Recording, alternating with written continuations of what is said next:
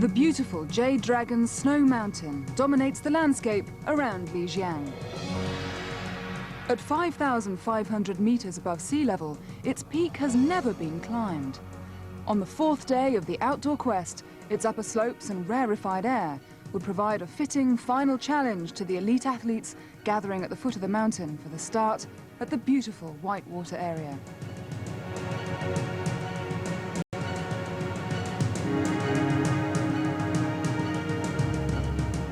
The final day would see a staggered start so that the first team to reach the finish would be the overall race winners. After 3 days of superb racing, it was the reigning champions of Nokia Adventure who were to set off first.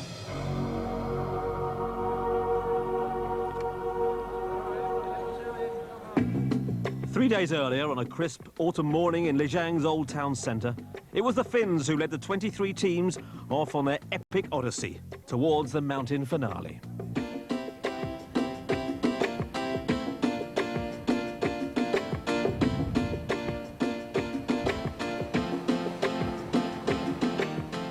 Paul and Newby Fraser's team, Australian Beef, looked as if they would win the day as they entered the final trail running section with a 2-minute lead.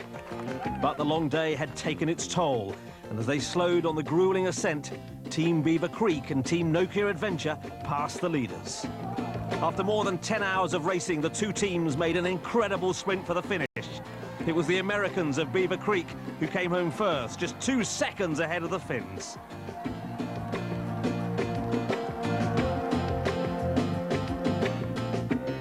Day 2 began next to the beautiful waters of the Tuanshan Reservoir, and for the first time in Outdoor Quest history, all 7 disciplines were featured on the same day. It began with a tough team biathlon that saw the end of the race for Team Mile 7 athlete Zhang Hongzhu, who retired through dehydration. The lead swapped hands between teams Nokia Adventure, Beaver Creek and EADS Bow No. 2, which included French Olympic triathlete Isabelle Mouton.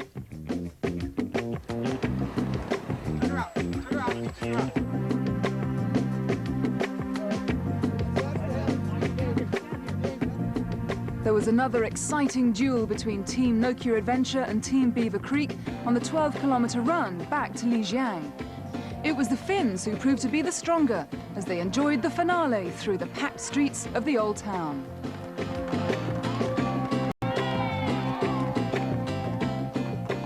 Beaver Creek may have had to settle for second place, but in the true spirit of the race, they were still enjoying the local support. After 2 days of tough racing, just 4 minutes separated the top 2, with EADS Bow No. 2 in third place, just over 10 minutes behind. There was little rest for the athletes on day 3, with an early start in front of thousands of spectators on the shores of Cheng Lake. The leaders, Team Nokia Adventure, were out to make a point, and they took an early 2-minute advantage on the kayaking leg. The Finns then powered ahead on a 34-kilometre mountain bike section that took them on to a spectacular adventure skills section. The chasing pack weren't giving up, and there was little to choose between them as they set off on a thrilling and chilling zip line across the Zinsha River.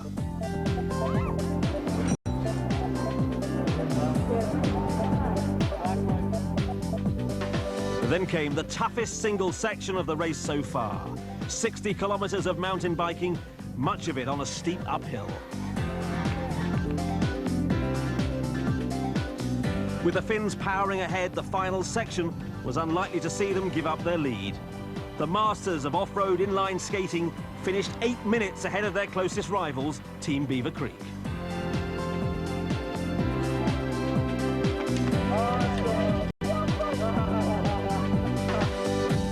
After more than 25 hours of racing, just 12 minutes separated the top 2 teams, with EADS Bow No. 2 just over half an hour behind the Finns. Team Venture 4 had had a solid 3 days, and Team Beijing Self-Discovery in 10th with a leading Asian team. Team Friction Free, the veterans of the competition, were still in the official race, though nearly 10 hours off the lead. But 5 teams, including Mile 7, had been unable to finish the course with all 4 members. lying less than 2 hours behind the leading Asian team, Beijing Self-Discovery, were the Japanese team of Salomon East Wind.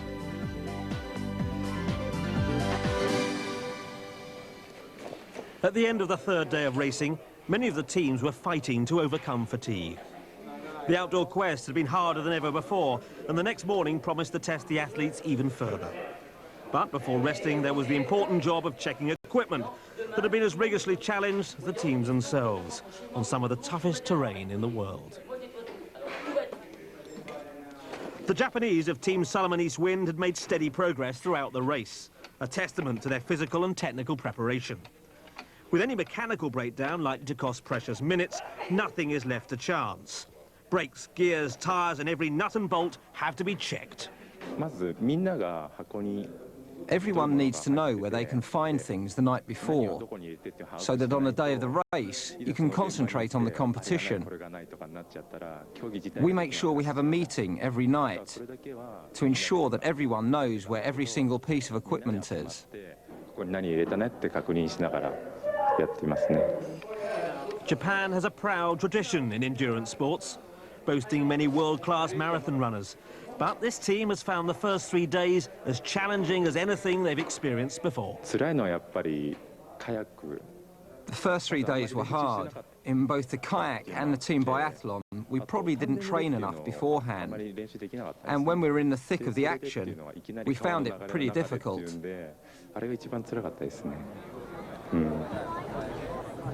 The next morning, at 8 a.m. exactly, the leaders set off first.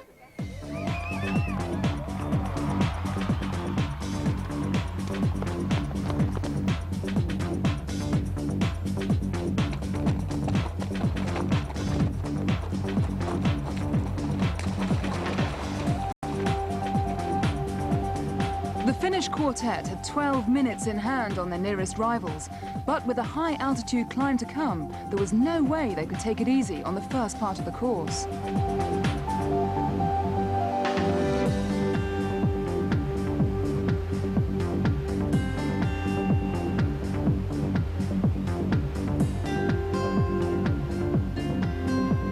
As No Cure Adventure headed back towards the start gate, their pursuers, Team Beaver Creek, were looking in relaxed mood as they waited to set off. It's getting warmer. It's going to be fine. The Finns were on their way out of the start area, but Dave Harrison and his team were far from conceding victory. They're running scared, and we're going to catch them. But hey, I'll be just No, I fine. just was referring to the bushes. Our strong point is the biathlon and our mountain climbing skills. We're a bunch of mountain goats. I mean, I'm from Sun Valley, Idaho, Whitefish, Montana, and these guys are all from Colorado, so kick some butt, have fun. The Snow Dragon's looking primed. I think if we get some sun, we'll stay warm. But Beaver Creek would need an extraordinary performance. Team No Cure Adventure were already into the 7-kilometre run that would take them on a steep ascent to a large meadow, where they'd turn around and head back down towards the start area.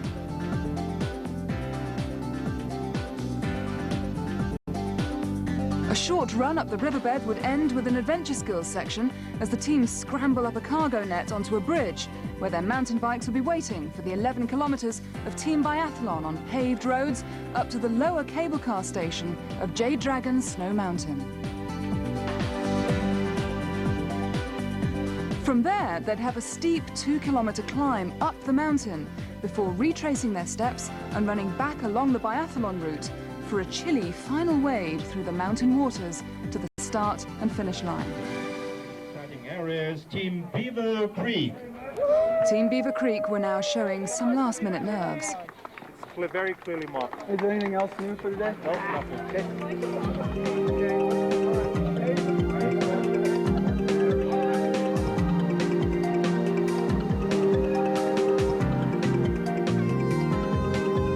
12 minutes and 22 seconds after No Cure Adventure, the Americans set off in pursuit. The altitude would not be a worry for them, and in the thin, cool air of the mountain, the race was not yet over.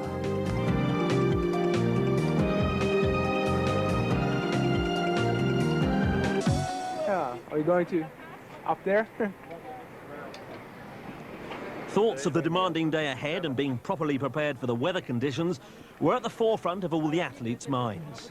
Olympic triathletes and twin sisters Isabelle and Beatrice Mouton made sure they were suitably protected against the high-altitude sun. I got hats, heavy gloves, tights, wind pants, jacket. I got so many clothes up there.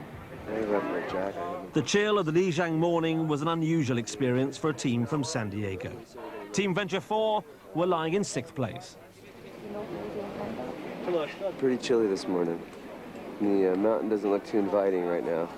Trying to figure out our strategy, see what we should bring and where, and kind of go from there. It's good that we're not going all the way up there. Yeah, look at that. How can you get up that thing? No, I don't got crampons, do you? At 9 a.m., 1 hour after Nokia Adventure had departed, Team K2 begin their final challenge.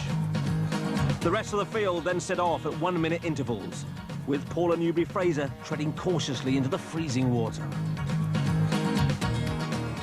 Eco-Internet left the blue water pond, led by Robert Nagel. Plucky 29-year-old Danelle Balangi still battled on with a broken arm in plaster.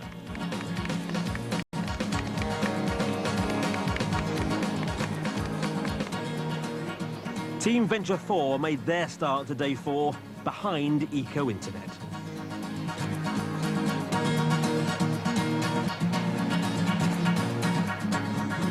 Kong Chang Lin had been severely dehydrated at the end of day 3, but his determination to finish the outdoor quest was stronger than ever. It wasn't really that much of a problem. I saw the doctor last night, and after that I made sure that I drank a lot, got some rest, had something to eat, and finally had a massage.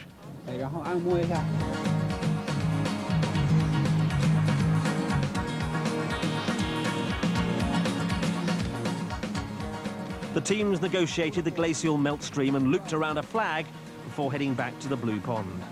Well, they already had cold and wet feet, all part of the parcel of adventure racing. As the athletes splashed through the water pools, some were treading more carefully than others. Day 4 of the outdoor quest may only be 32 kilometres, but it was going to be one of the toughest 32 kilometres that the athletes had ever attempted.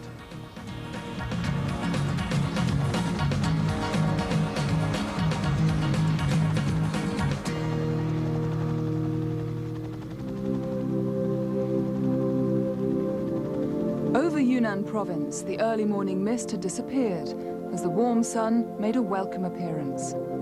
With a steep climb up the snow slopes of Jade Dragon Mountain still to come, any warmth was gratefully received.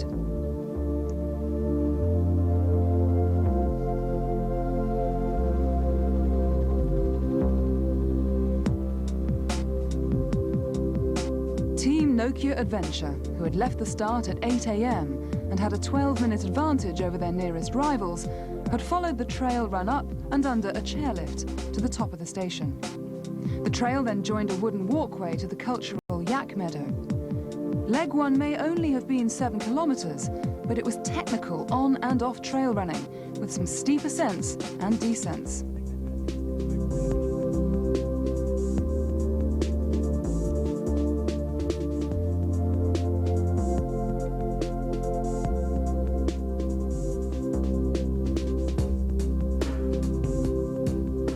Their closest challengers were halfway through their ascent under the chairlift, and Mike Closer and his team were not going to give up hope of closing the gap between them and the Nokia Adventure team. The French quartet of EADS Bow No. 2 had worked steadily throughout the previous 3 days, and day 4 was no exception. Team K2, led by Terho Latinen, were again not far behind the chasing pack. The reigning champions were making quick work of leg 1 and were on the road back to the Blue Water Pond, where they would face a short climb up a cargo net before heading off on the 11-kilometer biathlon run.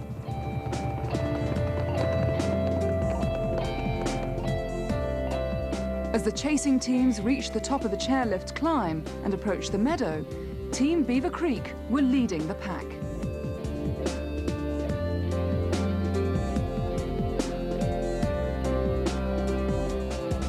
Mike Closer, who is in his second year of competing in the outdoor quest, would have to ask for a mammoth surge from his teammates. But their best chance of making up time would come in the thin air of the mountain climb.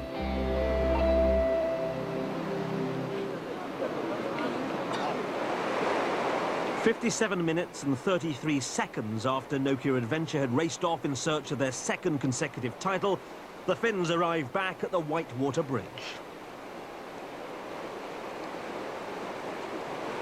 Jukka Penola, a newcomer to the team, was still looking fresh.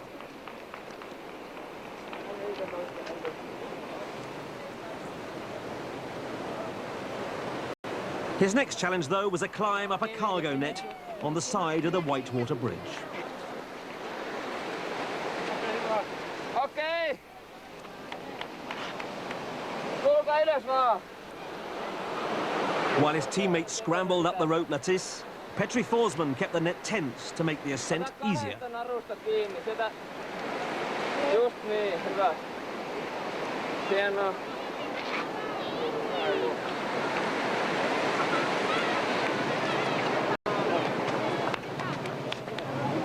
The Finns knew that they needed to maintain their lead over the altitude specialists of Beaver Creek, and their transition was short and sharp.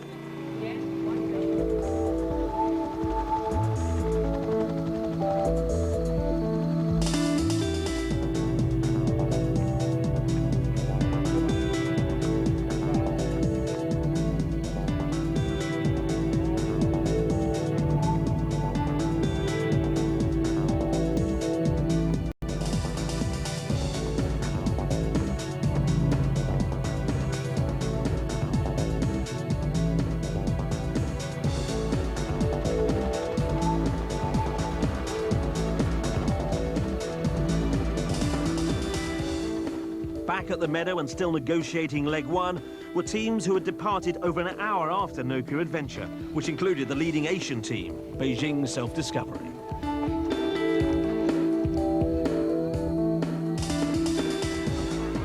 But at the cargo net and only 16 minutes behind Nokia Adventure were Mike Pigg and Team Beaver Creek.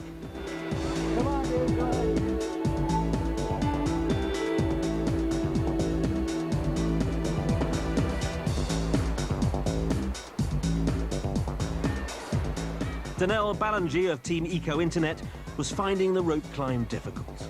No surprise with that broken arm.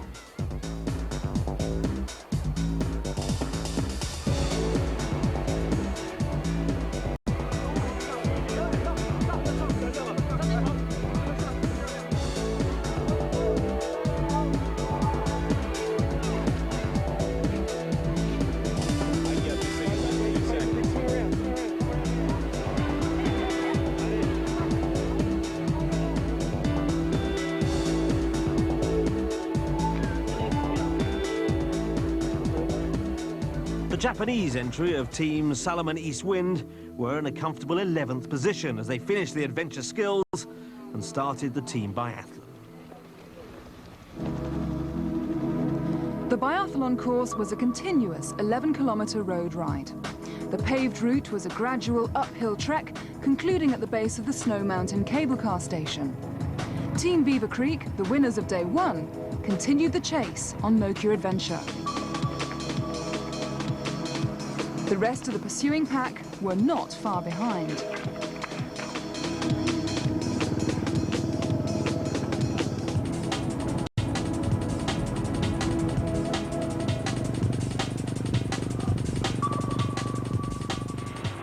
Team Beijing Self-Discovery and the recovered Kong were enjoying the ride. Hey, you guys! Come back, man! But Petri Forsman and his team still powered ahead.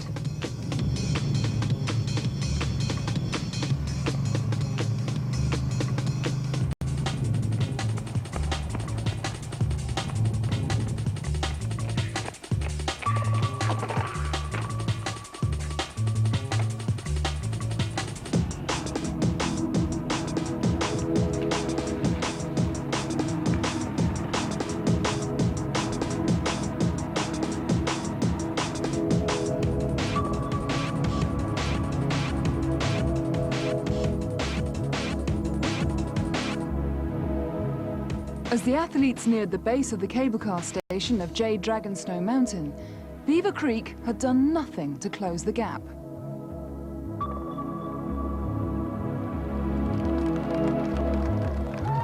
Just under an hour after starting the biathlon, crowds and officials greeted the Finns as they arrived at the transition area of the cable car station.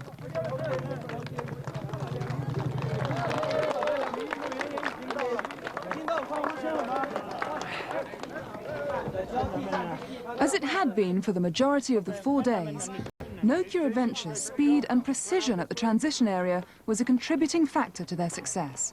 But this time, they'd forgotten one vital accessory for the 5-kilometre mountain climb: their oxygen pillows. With altitude sickness a distinct possibility, all the athletes were required to carry the safety aid for this section of the race.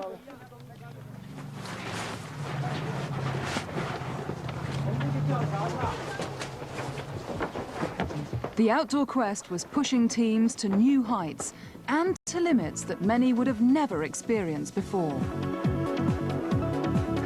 While the top of Jade Dragon Snow Mountain was bathed in sunshine, cloud and mist had settled on the middle slopes.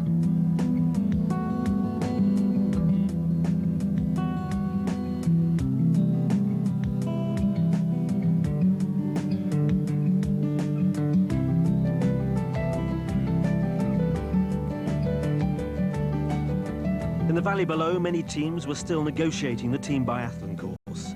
But as Nokia Adventure made their way up the mountainside, Beaver Creek were arriving at the lower cable car transition area.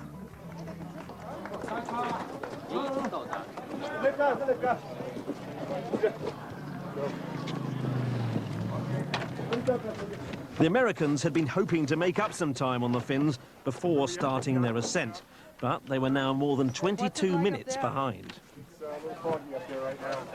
Is it cold, snowy? I don't think it's that snow. I know that. I'm not wearing tights. I'm going to bring my shell, though. Take it off, but you can't. The race medical staff were on hand to make sure that all the teams picked up their mandatory oxygen pillows. Good job, you guys. Yeah. Okay. Oh, yeah.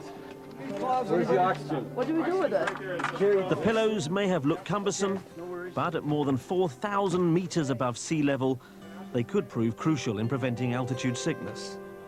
Even on the lower slopes, the ascent was steep, and anyone unprepared for the thin air might find the final challenge the toughest so far.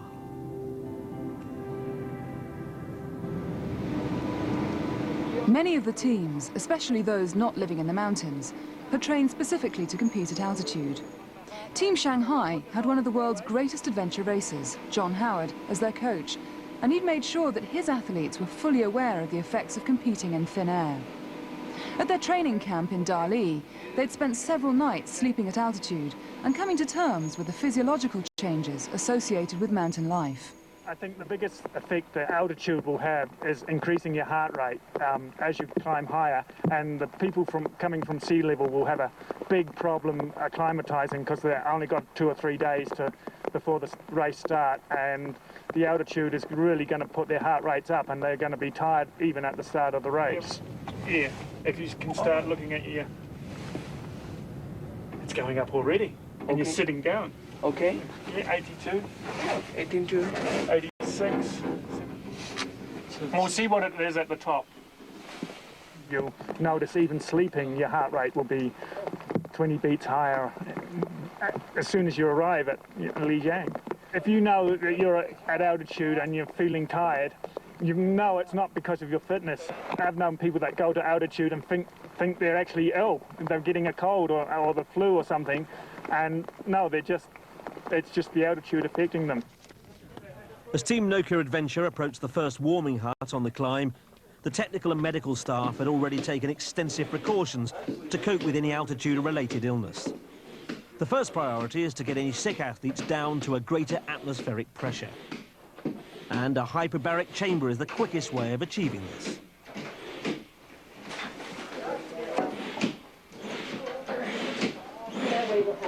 The Finns wouldn't need any medical assistance, but dehydration is an ever-present threat at altitude, and it was essential to take as much fluid as possible on the ascent. Time deficit, please.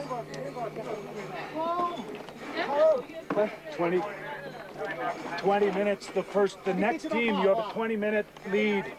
Next team is just now arriving. The news that the altitude experts of Beaver Creek were about to begin their climb spurred Nokia Adventure on.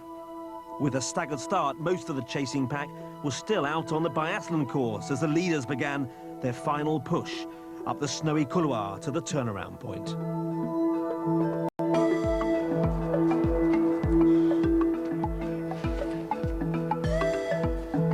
By now, the altitude even seemed to be affecting the Superman of the Finnish team, 32-year-old captain Petri Forsman, who was trailing at the rear of the group.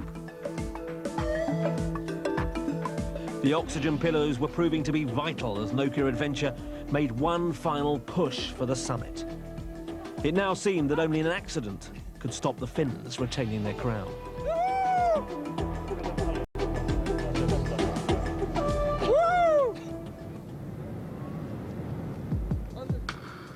Down below, their fellow countrymen of Team K2, along with a group of others in the chasing pack, were just beginning the tough climb.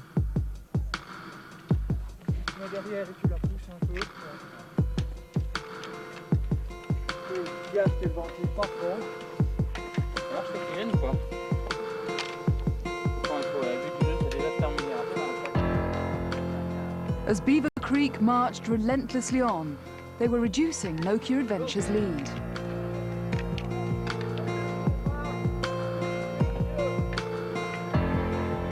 But the Finns were now on their way down the couloir and had the luxury of being able to take care on the treacherous ice and loose scree. The sight of their rivals passing them on the way down must have been tough to take for the Americans. But there was only one thing to do: keep going. At the top of the climb, it was obvious that the altitude had done nothing to dampen their spirits. Maybe I can get these guys to just let it fly. On the downhill, we'll be all right. Hi, Kirsten. Just throw caution to the wind. I like it up here. The air's better. It's clean, fresh. Yeah, it's small, you know. All right, now just back here again.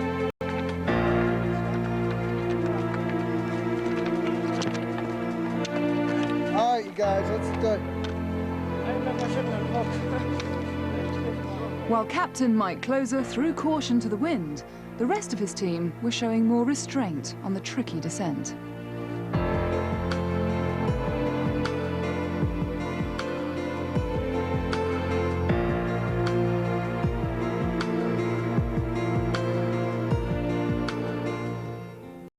For Team Malaysia, the climb was tough.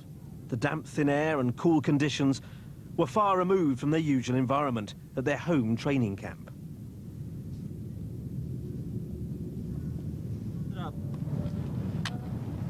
But the change of weather and altitude had done little to dampen the performance of the team's most impressive member, 39-year-old Elizabeth Lee Yeo. Well, I was the team captain last year, so it's okay. When you're a mother, you're basically a captain all the time, so I'll be responsible to make sure that they eat, that they drink. And from time to time, even we tell each other a joke or something like that, so that although we have to stay focused, you know, we can put a bit of fun into it. So, you know, when you have company, things go by much faster. For the leaders, things were now going by very fast as they made their way back down to the lower cable car station for the final part of the race.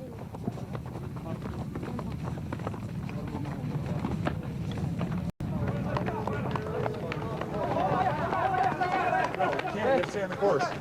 Bags, just drop the bags. Drop the bags and go that way. That way. Drop the bags. And go the pole, you have to run the pole in. Are you taking to finish? No. Run the pole. You have to put it in your box. Put the poles in your box.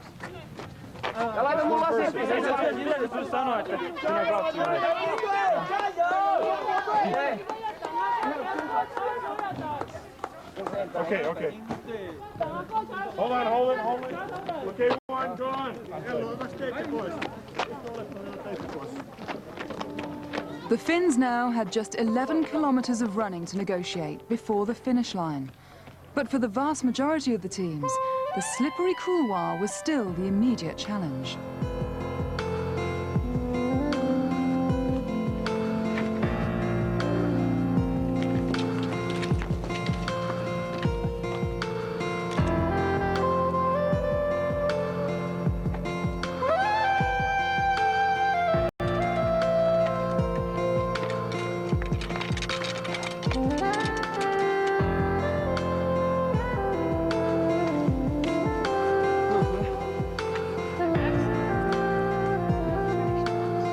For Team Australian Beef's Paula Newby-Fraser, the ascent was proving to be a frustrating and emotional experience. This is not good.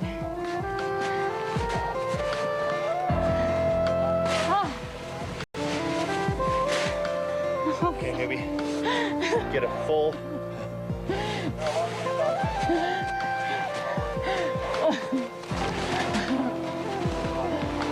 Get over to the rope. It's awesome. I got you. I'm right here.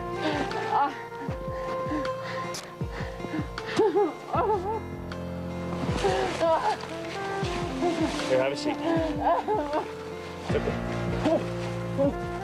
For all the athletes, the mountain was physically and mentally demanding. Many were discovering new reserves of strength and character that even they had been unaware of as they fought their way to the top.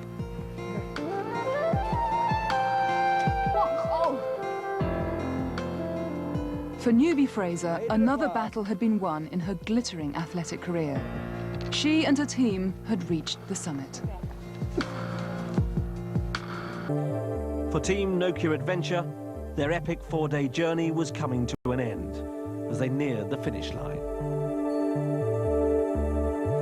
Their moment of glory was still to come, but high above them on the mountain, many of the other teams were enjoying their moment in the sun as they reached the top of the long, arduous climb.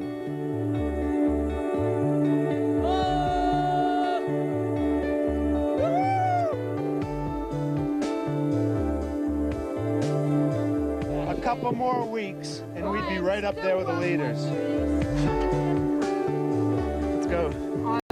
Ready? If it wasn't so flat fast, we'd be right there.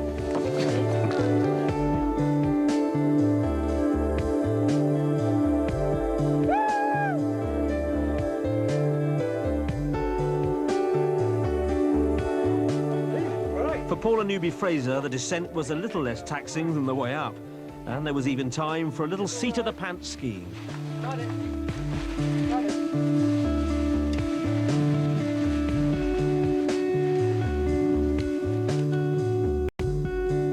As morning melted into afternoon, the cloud that had enveloped the mountain suddenly lifted as the teams made their way down the slope and headed towards home.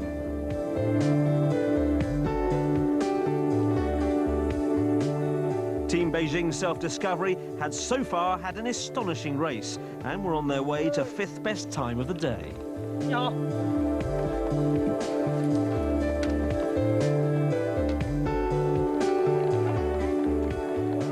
As Team Beaver Creek entered the final transition area, they must have known they had little chance of catching No Cure Adventure. But the outdoor quest isn't just about winning. The American quartet were going to push themselves to the limit all the way to the end.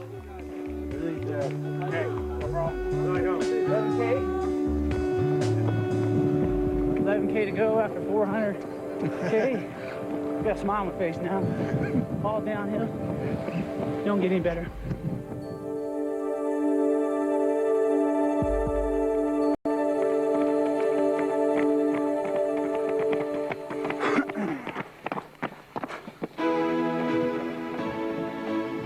For Team No Cure Adventure, the outdoor quest was now nearly over. They were still putting distance between themselves and their closest rivals, and like Beaver Creek, they were pushing hard all the way to the finish line. There was a gap of nearly 18 minutes between them and the American quartet that had challenged them over 4 long, hard days. The cool mountain waters of the finish area were now in sight, and victory was within their grasp.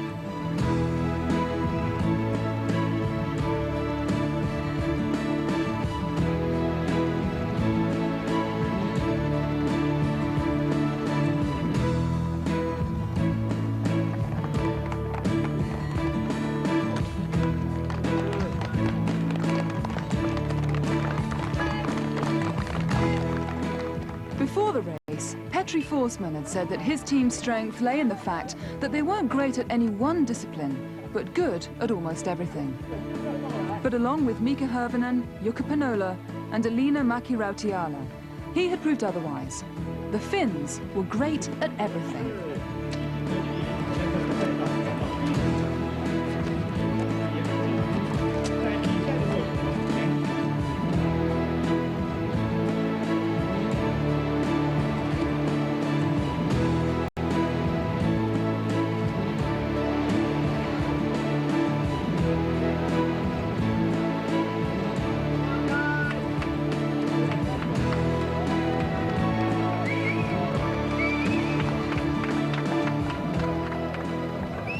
The team that had worked so well as a unit emerged from the chilly waters and came over the line together.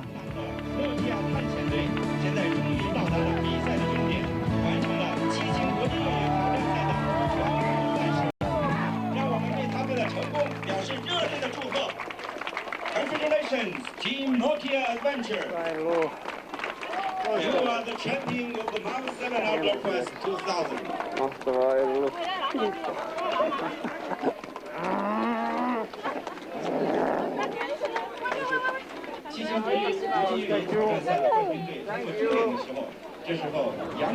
Patrick, which was the toughest day? This day, fourth day. For me, the altitude was quite bad. And also we came a little bit late here with the bus, and we had only 15 minutes to our start, so I don't get the acclimatization when we came here, so I had a problem from the start all the way. Is this your best victory? I think so. I think this is the best team that we have win, because this is the strongest team. We are maybe not the best in any sports, but we are quite good in everything, so that's maybe the strong side in our team. While the modest Finns enjoyed their moment of victory, the timekeepers were still keeping an eagle eye on the rest of the field. Kathy, it must be very difficult to time a complicated event like this. Yeah, it's difficult, but we use this citizen timing clock, which is very accurate to help us to tell the players and the timers. So what do? Do you have people at each transition who do everything? That's right. We have 22 local volunteers to help us to do the timing. So what does the timing involve? Are all the clocks synchronized? Is that the way it works? Yeah, synchronized, and all the watches, which were by the local timers, are synchronized at the same time. Team Beaver Creek knew that they had run out of time to win this year's outdoor quest. But the four Americans had competed with a smile on their faces throughout the 4 days, and they were going to enjoy the last few minutes of the race.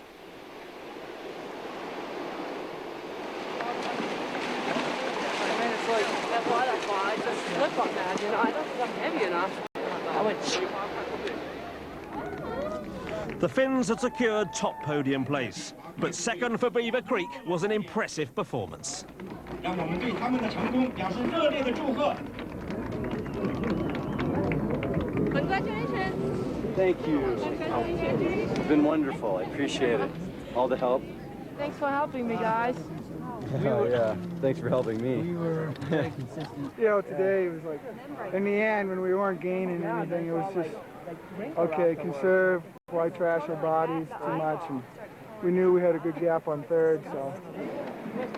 We were very consistent, and just not as strong to finish, and they were just, they had better skills in kayaking and the rollerblading and faster runners. Yep. The only time we could hurt them is on the downhill mountain bike. And once, and on the mountain bike, we were hurting them. Maybe on the climbing and the hiking when we were going well. Only once. Yeah. Well, they hurt us today. Yeah. We won by 18 or 20 minutes. So I definitely learned something this week about dealing with pain. Yeah. I moved to a new level. I'm serious. You were just awesome, shut it Mike. out, man, and Way to go. make it happen, buddy. Davey, as well. Team Eco Internet had an amazing final day, with only a 7-minute technical penalty preventing them from posting the fastest time. And in Danelle Balangi, they had the bravest athlete in the race. 4 days of competition with her broken arm in plaster. Her performance had certainly impressed race technical director Ian Adamson, as well as her teammate Robert Nagel. How do you think the other teams would do if everyone had to have a broken arm on the team? I think it'd be different results. I don't know, it's a bit of a handicap, especially like on the technical mountain biking and even on the cobblestones yesterday. It was really hell. I don't know how she did it. She's just a complete stud. The best time of the day came from Team K2, who completed the course in 4 hours and 51 seconds.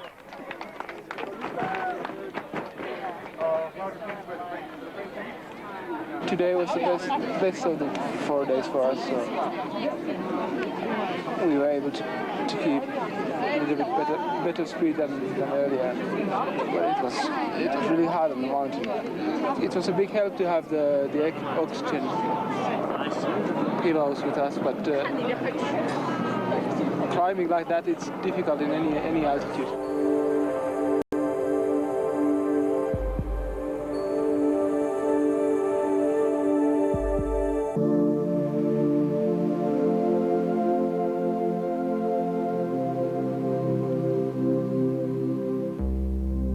For the teams working their way back from the Jade Dragon Snow Mountain, the blue skies and white water of the finish area were a welcome sight.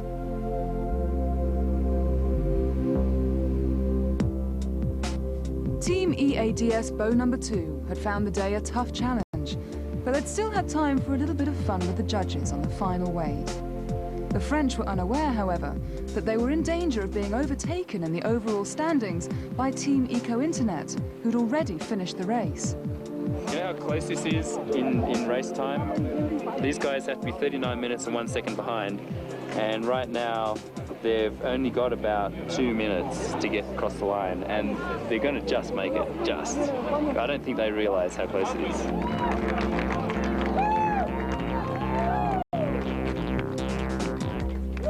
现在通过终点的是12号伊亚特斯伯2队。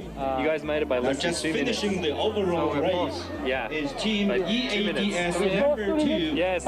from France. Perhaps the biggest cheer was for Team Beijing Self-Discovery, who had a fantastic final day to finish in the top 10 overall.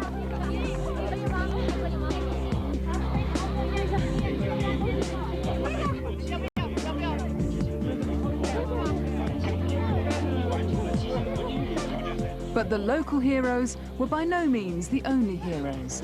For every team and every athlete, it was a time to reflect on an incredible achievement.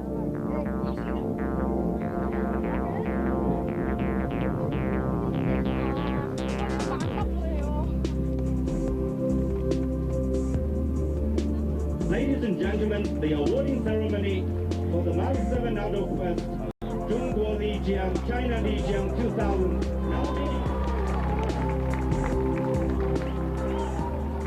In a setting worthy of the event, the final prize ceremony saw the fastest 3 teams take to the podium. Tero Latinen's Team K2 had finished strongly, and Team Beaver Creek could push them all away. But nobody could match the effort of Petri Forsman, Mika Hervonen, Jukka Pinola and Elina Mäki-Rautiala.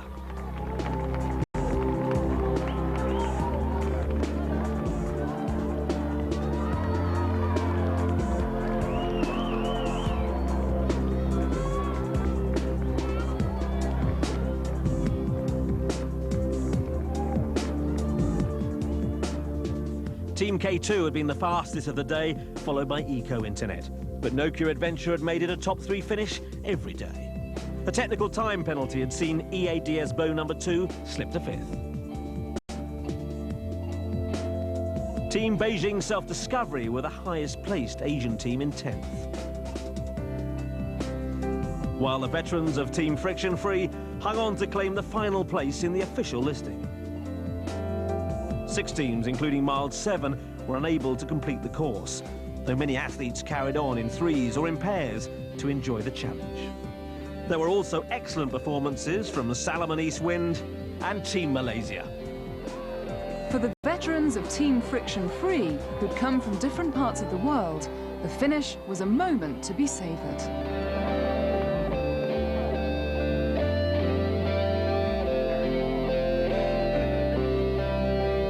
It was just tremendous. Everything we hoped for and a lot more. We didn't realize how much they were sitting in New Zealand kind of waiting. We knew we were anticipating a lot, and it was just perfect, a perfect match. We supported each other. They support us physically. We did a little bit mentally, and it was wonderful, the whole experience. Most of the aches would be gone in a few days. The memories would last longer. The best thing about this race for me was just the people coming out to the course, and they were there from like sun up to sundown, just cheering us on all day long, just chanting, you know, "Gaio, Gaio, Gaio."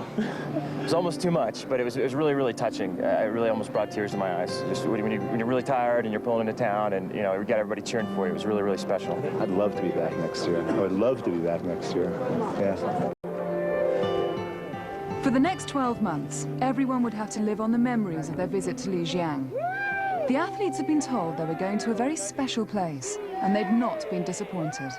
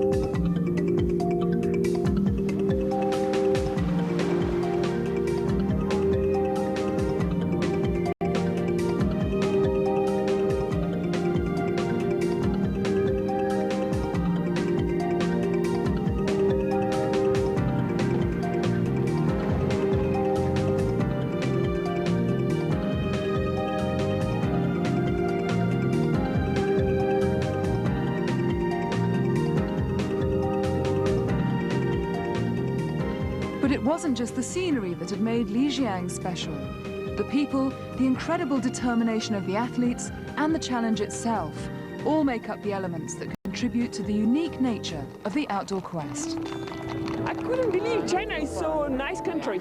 Such a beautiful landscape, nice road, nice people. I love it.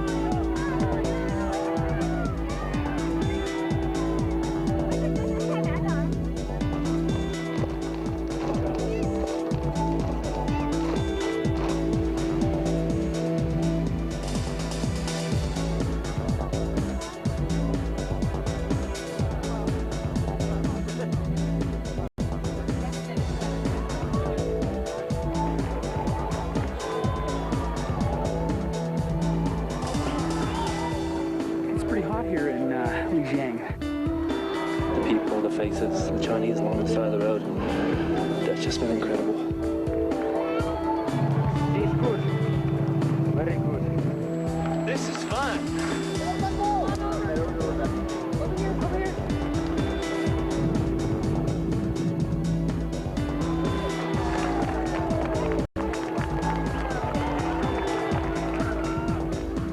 In 12 months' time, the incredible Finns of No Cure Adventure will be back to defend their title.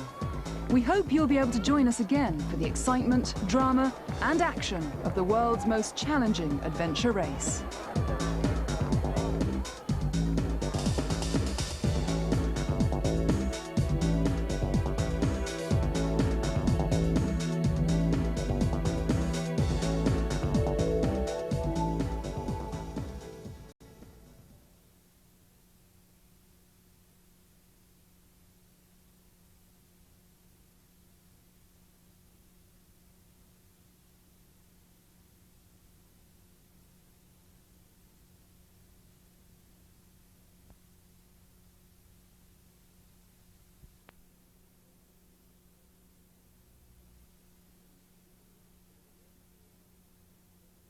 Northwest, Zhongguo Lijiang, China Lijiang 2000.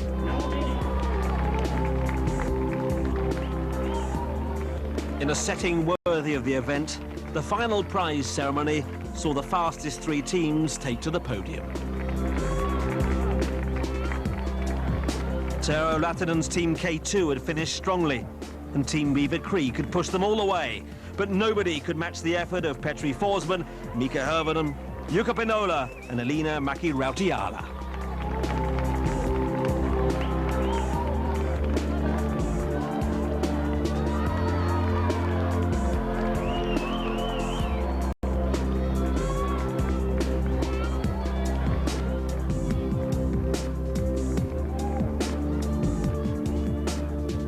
Team K2 had been the fastest of the day, followed by Eco Internet. But Nokia Adventure had made it a top 3 finish every day.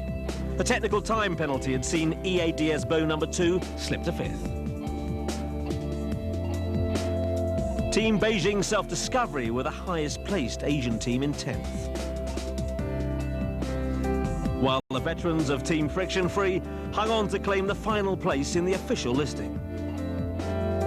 6 teams, including Mild 7, were unable to complete the course, though many athletes carried on in 3s or in pairs to enjoy the challenge. There were also excellent performances from Salomon East Wind and Team Malaysia. For the veterans of Team Friction Free, who'd come from different parts of the world, the finish was a moment to be savoured.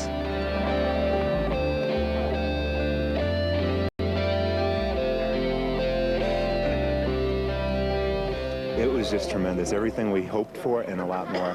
We didn't realize how much they were sitting in New Zealand kind of waiting. We knew we were anticipating a lot, and it was just perfect, a perfect match. We supported each other. They support us physically. We did a little bit mentally, and it was wonderful, the whole experience. Most of the aches would be gone in a few days. The memories would last longer. The best thing about this race for me was just the people.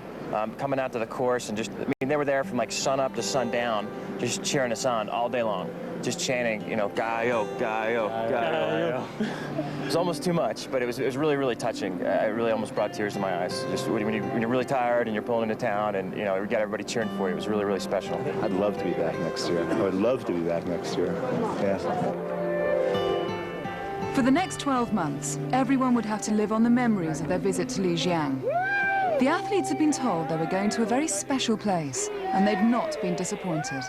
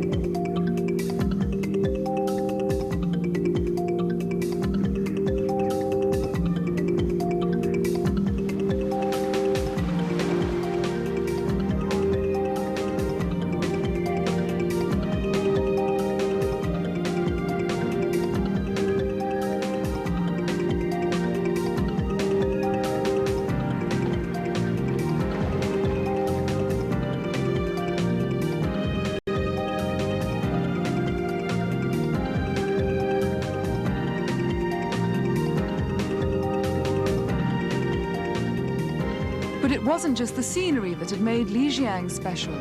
The people, the incredible determination of the athletes, and the challenge itself all make up the elements that contribute to the unique nature of the outdoor quest. I couldn't believe China is so nice country. Such a beautiful landscape, nice road, nice people. I love it.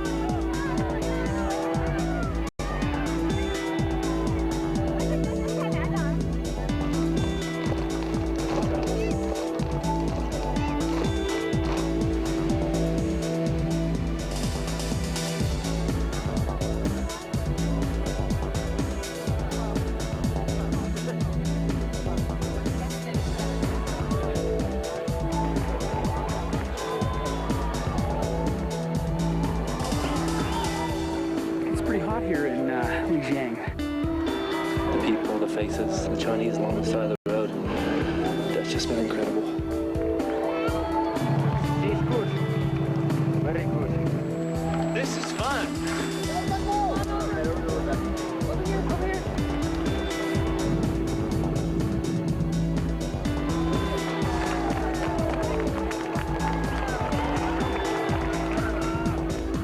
In 12 months' time, the incredible Finns of No Cure Adventure will be back to defend their title. We hope you'll be able to join us again for the excitement, drama, and action of the world's most challenging adventure race.